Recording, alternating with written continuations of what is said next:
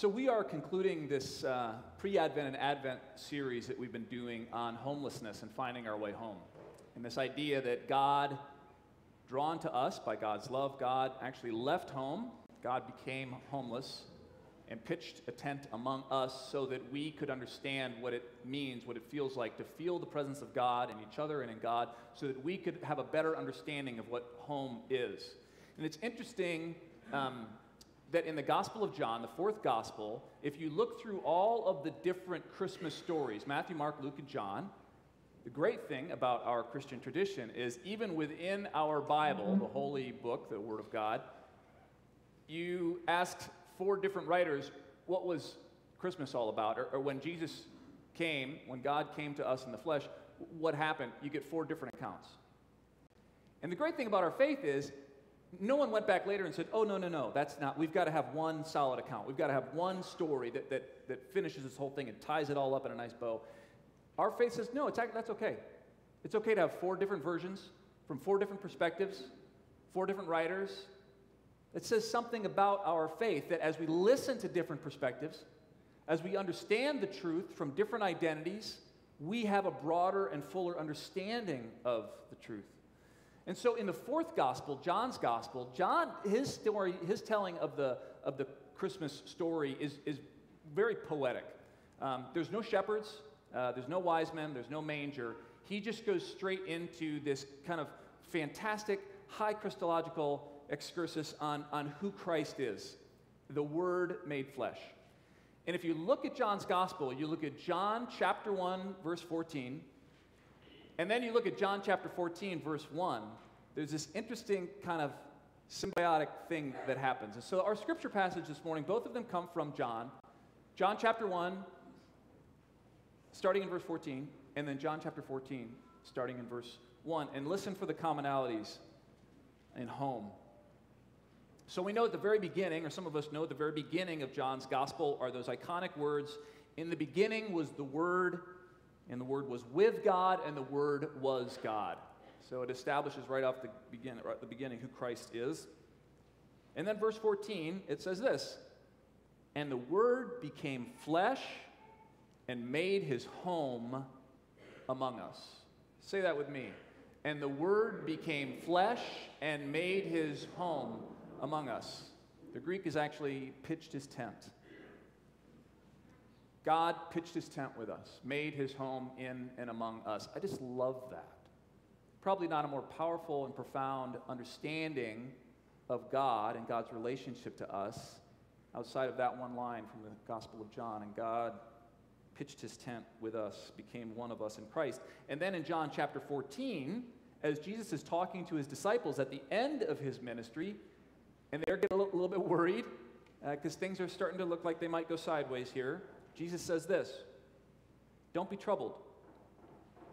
Trust in God. Trust also in me, for my Father's house has room to spare.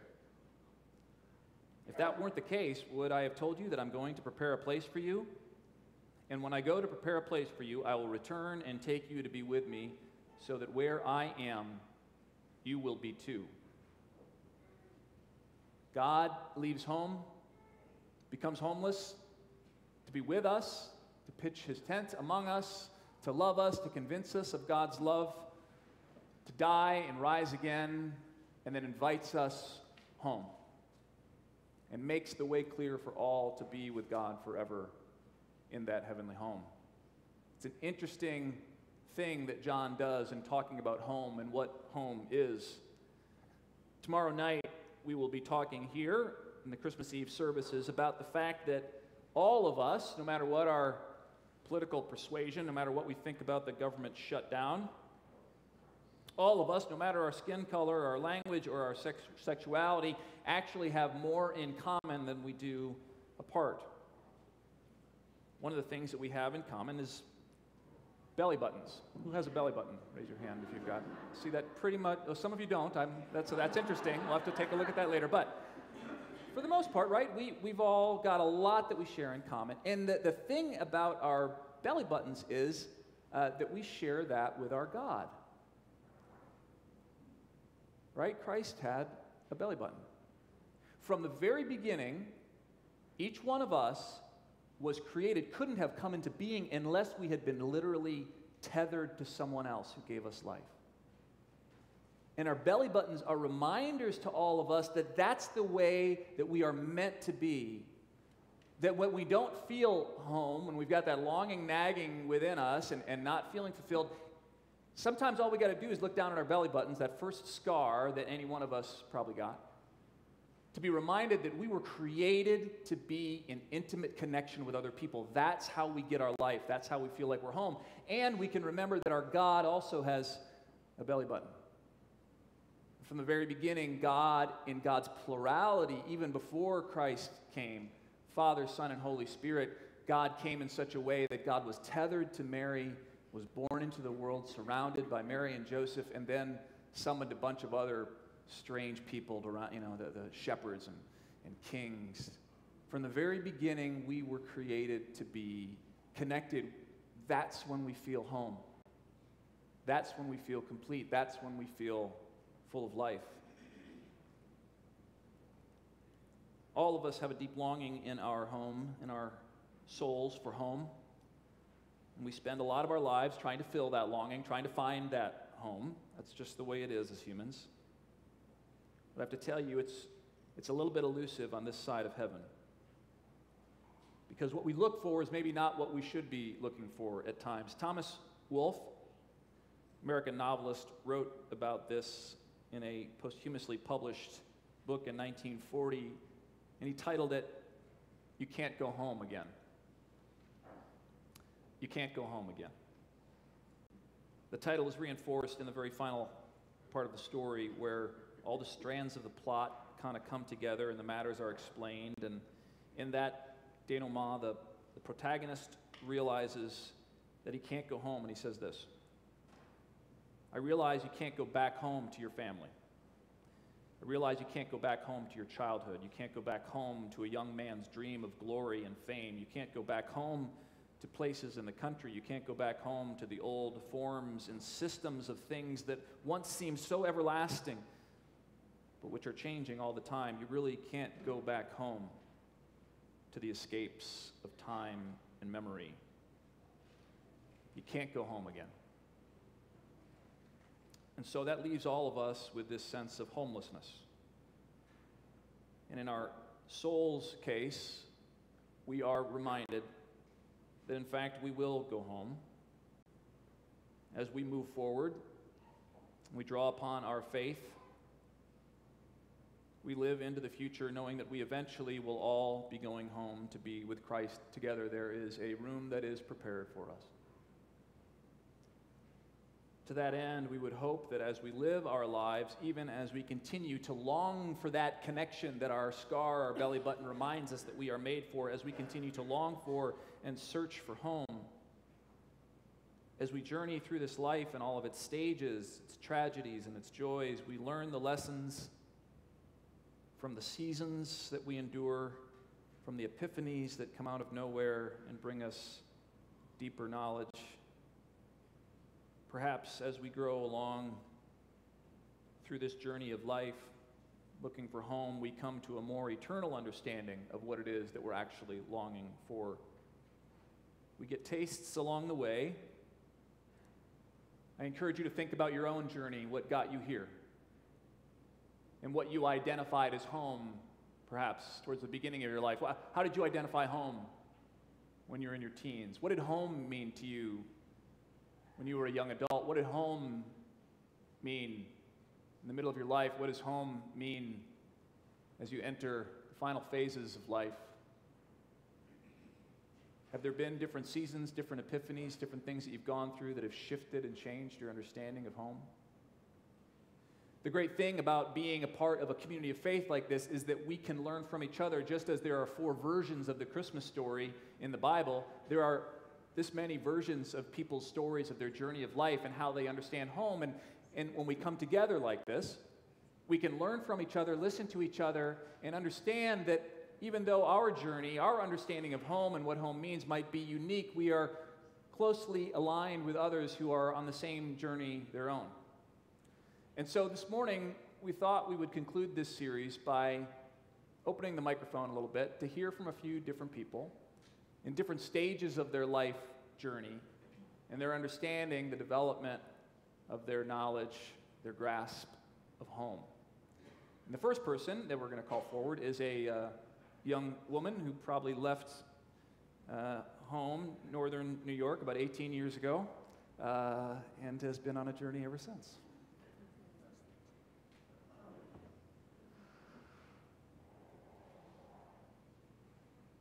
Good morning. Good morning. Good morning. Can you all hear me? So during when I was growing up, summer meant one thing: Camp Whitman, a Presbyterian camp on Lake Seneca in the Finger Lakes region of New York. Camp Whitman's main lodge sits on this huge grassy hill that overlooks the lake. And as you look over, you can look down. You can't hear me. Can you hear me now? Yeah, all right. So summer meant one thing for me, which was going to Camp Whitman, a Presbyterian camp on Lake Seneca in the Finger Lakes region of New York. Camp Whitman's main lodge sits on this huge grassy hill that was perfect for rolling down at the end of the week. And as you looked over across the lodge, you could see this beautiful blue lake. We'd spent time canoeing and sailing there each week during the summer when I went, and even racing the Jewish camp next door in an annual regatta. They always had better boats. Camp was one of my favorite parts of the summer.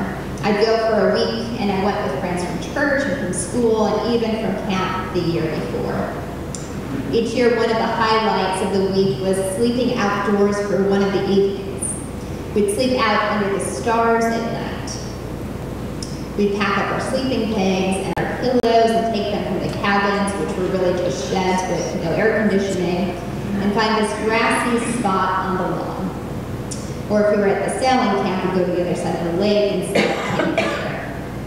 They'd have us throw down this huge tarp on the lawn that was supposed to keep our sleeping bags from getting wet in the morning, but it never worked, so we'd end up with lots of wet belongings. And then as we laid there and as dusk began to settle across the sky, we would get into our sleeping bags and begin to tell stories.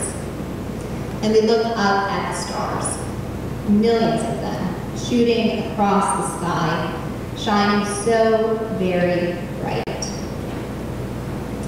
I remember this feeling of awe and wonder, that the universe itself was so big, and all of us there were so very small. There was something about being there outside, under the stars, under this beautiful canopy of God's creation. Sleeping under the stars was one of my favorite parts of the week. And it was also one of the hardest, because it usually happened on Thursday night. And every year, after the last flashlights had been turned out and the stories and whispers had turned to snores, I'd be there, 4 days into camp, awake, tossing and turning in my sleeping bag, looking up at the universe, looking for God. No matter how much fun I'd had that week swimming in the pool or making new friends or singing graces at dinner, it always hit me. This feeling of being homesick. Every year I'd lay under the stars and feel this aching in my heart, trying to hold back tears as I suddenly realized that I was very far from home. And that I missed my parents, and my 2 cats, and even my little brother who managed to always get on my nerves. Those nights were hard. There were often quiet tears and prayers, and me counting down the hours until the sunrise came, and then counting down the hours until Saturday morning came when my parents would be there to pick me up and to take me back home. What I was missing, though, wasn't my bed, although it sure beat the ground. I wasn't missing my house or even my toys. What I was missing was my people.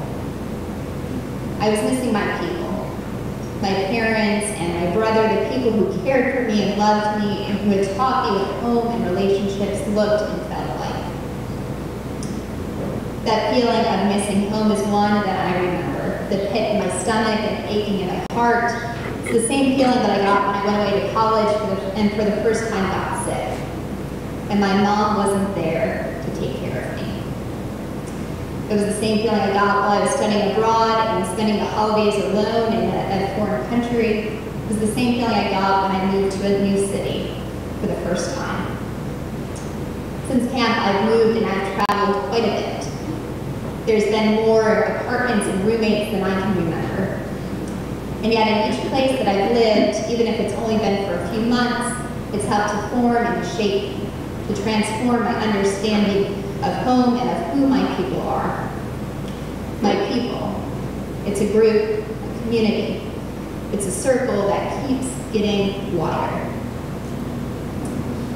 When I graduated from seminary, my first job was working as a pastor at the First Presbyterian Church in Ann Arbor, Michigan. When I moved to Ann Arbor, I decided to move into an intentional community that was under the auspices of the Ann Arbor Friends meeting. I moved into the intentional community on purpose.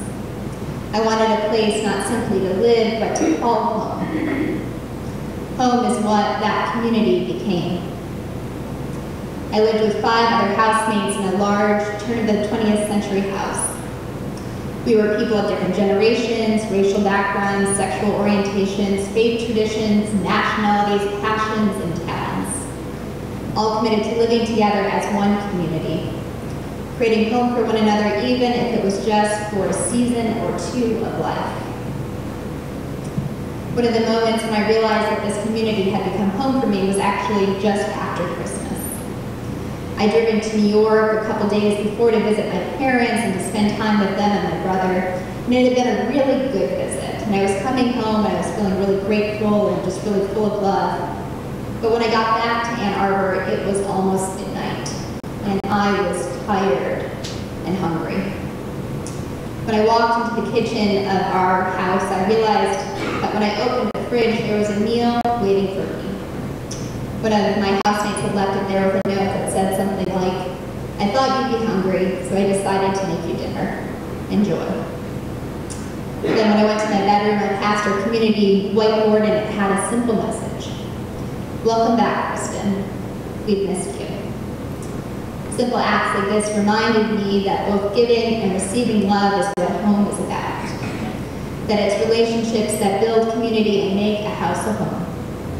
It reminded me that home is something that we create, we share, we build together. For me, home isn't a place, but a community, a big circle of relationships that's continuing to ever expand. Home for me today is not simply my nuclear family, but my friends and now my friends' children, my former housemates, and people who are both near and far. I still get homesick sometimes. I still miss being closer to my family.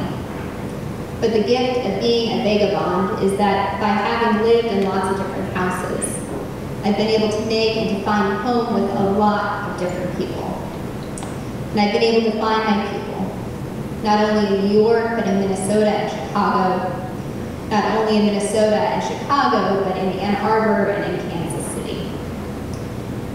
As we approach Christmas and as we think about God, a God who came to dwell among us, is one of us I can't help but wonder if God came in part because God was homesick, or perhaps God could see that we were homesick and longing for God.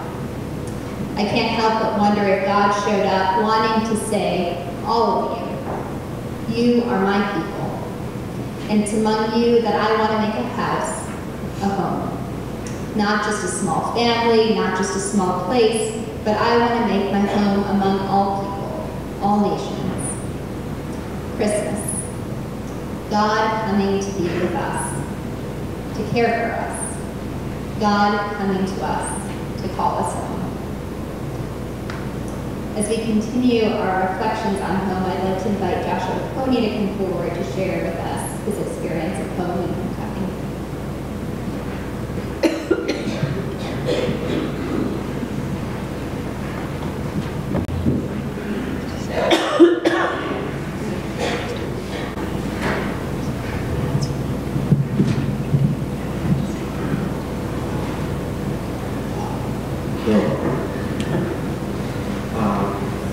My name is Joshua Coney. I am from Cameroon.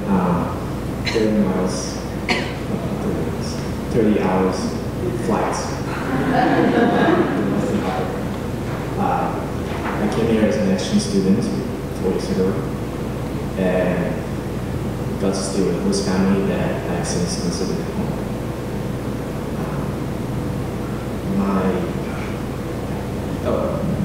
Can everybody hear me? Nice.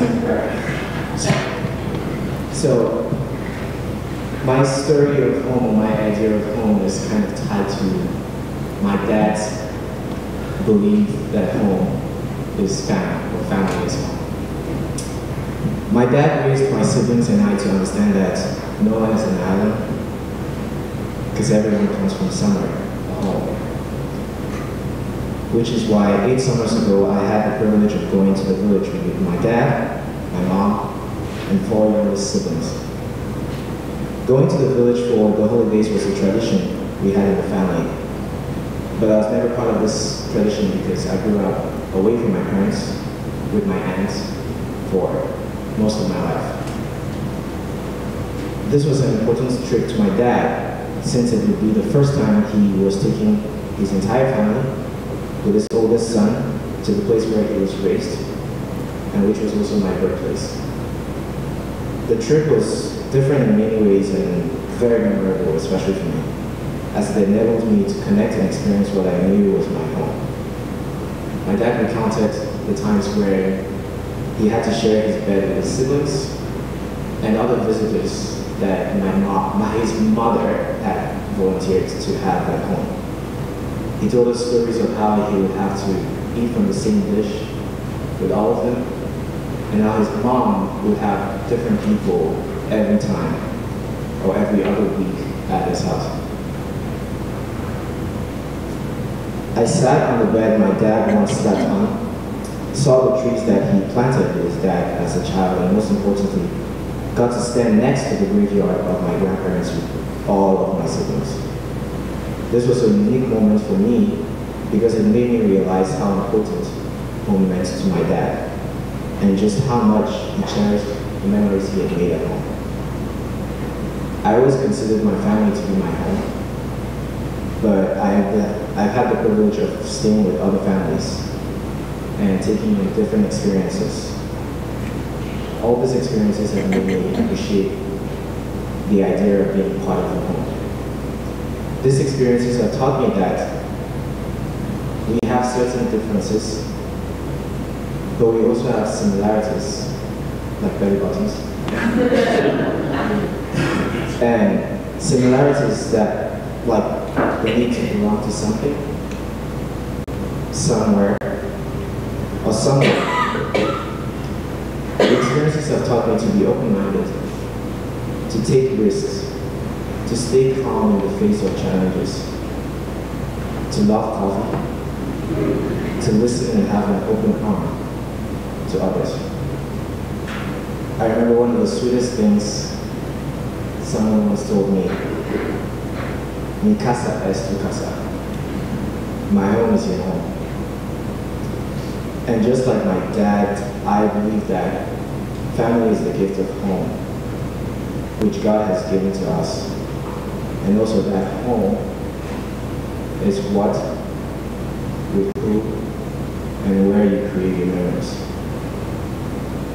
My experience at home has changed over the years,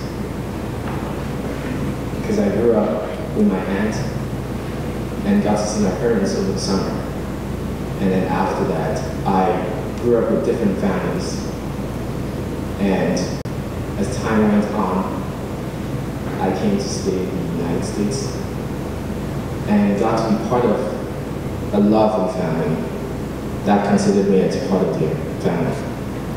This was very different for me because I never had, per se, that idea of growing up as a child. I never had a mom to look over me and put the scarf around my neck whenever I felt cold, or ask me to put on a jacket every time I went out in the cold without one. And it has taught me a lot because the values of all these families that I stayed with have changed over time. And I came to understand that after I went on this trip with my family. So I still think home is a journey that will never end. Thank you.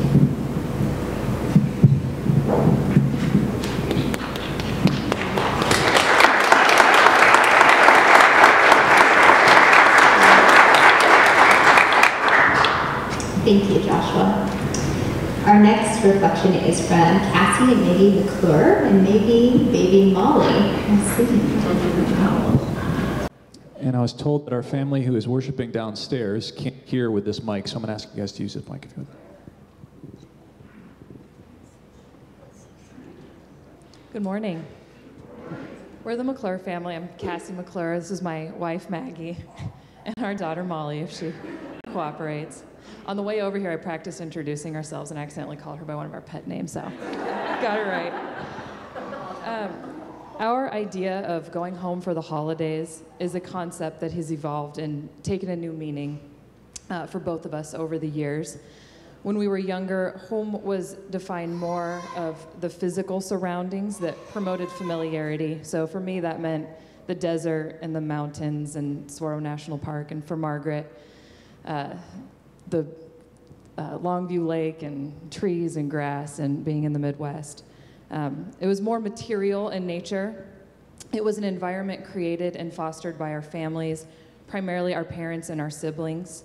Home was a place to be received with love. And while this is still true as we're adults, home has taken more of a transient meaning since we both have families in different cities. With families in different cities, going home for the holidays is less about familiar surroundings and more about the people in our lives.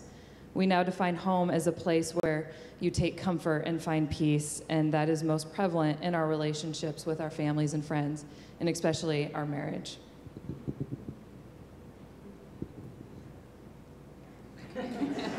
Still working on the transition there. We haven't dropped her yet, though, so that's good. All right.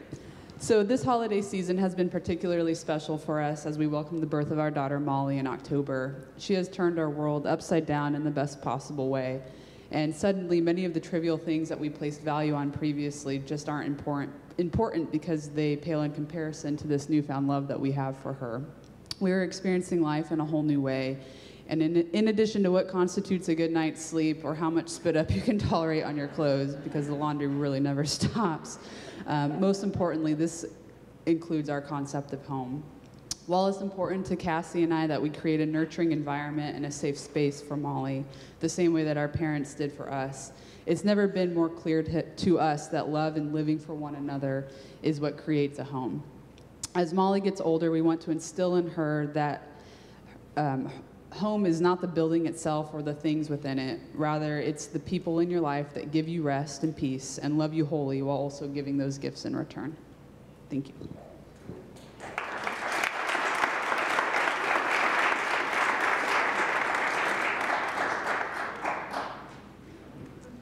Thank you, Cassie and Maggie and Molly. We have one more reflection today, which is from our longtime member, Dory Verdon. So I'm going to invite Dory to come up and share with us.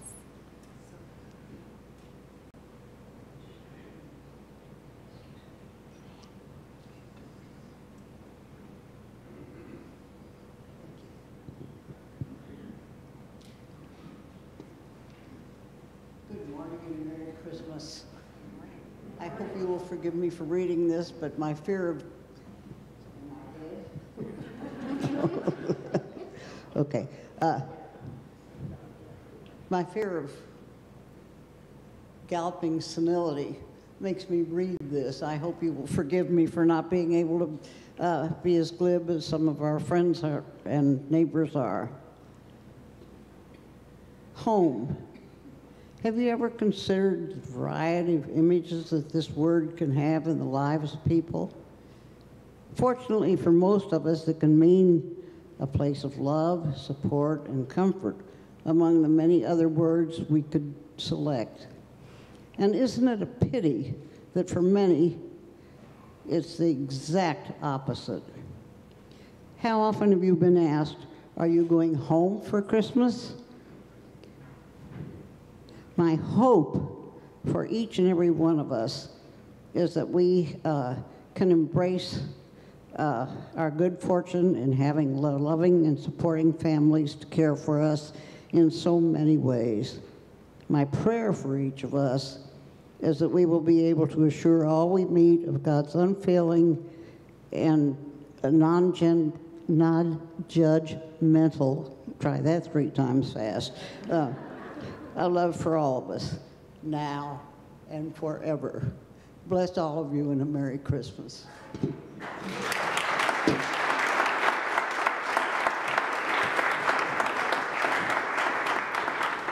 Thank you, Dory.